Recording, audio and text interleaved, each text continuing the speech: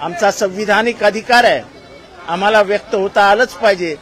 Right to expression, right to speech हे सगळे आमचे मूलभूत अधिकार आहेत आणि ते मूलभूत अधिकार हे शाबित राहिले पाहिजेत. म्हणून या बेड्या आहेत. या बेड्या याच्यासाठी पण आहेत की अमेरिकेमध्ये जे भारतीयांवर अन्याय होत आहेत, व्हिसाच्या बाबतीत ट्रम्प सरकारने आखलेलं धोरण आहे, अनेक भारतीयांचा घर संसार उद्ध्वस्त करणारे आहेत. ज्या पद्धतीने भारतीयांना एका विमानात 2 विमानात कोंबून भारतात पाठवलं, म्हणजे पायात साखळदंड, हातात हतकड्या,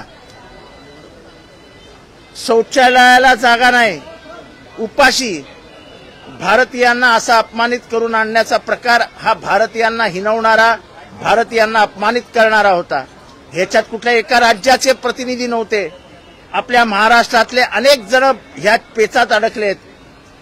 पोरं अमेरिकेत राहतील, आईबाप मुंबईत महाराष्ट्रात येतील, आईबाप तिथे राहतील तर पोरं भारतात येतील.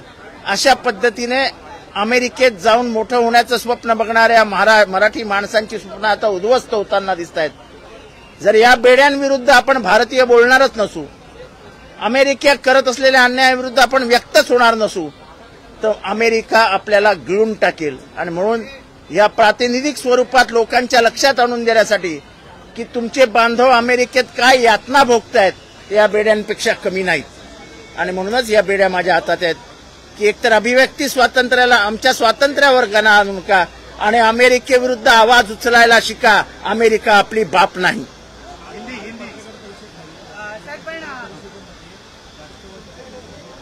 कुठे मी राष्ट्रवादीचा प्रतिनिधी तिथे होतो, त्यामुळे मला वाटतं की मी दुसऱ्या विषयावर आहे, हे विषय आता काढू नका. अशाच बेड्यांची अवस्था जी राज्यात आहे का? कारण की विरोधकांना कायदा सुव्यवस्थेचा प्रश्न आहे, विरोधकांना बोलून देत नाहीये. मग आम्ही तेच म्हणतो ना की व्यक्तच होऊ देत नाहीयेत. सरकार कोणाला घालायचे सरकारच्या मनावर आहे. सरकार मला नाही वाटत त्यांना बेड्या घालेल. आणि त्यांनी खून केलेला नाही हे मी आधीपासून सांगतोय. पण जसं वल्लभभाई पटेलांनी सांगितलं की गांधी हत्या नथुरामने केली, पण विचार कोणाचे होते हा प्रश्न त्यांनी विचारला होता. तसं हत्या करण्याचा आरोप आता सिद्ध झालाय. वाल्मिक कराडच आरोपी आहे, तोच सूत्रधार आहे. आम्ही पहिल्या दिवशी बोंबलून सांगत होतो, सरकार ऐकायला तयार नव्हती. आता सीआयडीने सगळं समोर आणलंय. पण तो माझा खास माणूस आहे असं कोण म्हणालं होतं? मग नैतिकता आहे की नाही? तुमचा खास माणूस जर एवढा क्रूर, निर्दयी, पाषाण हृदयी असेल तर मग करायचं काय? हथकड़ी क्यों पहनी है? सदन का पहला दिन है, क्या वजह है?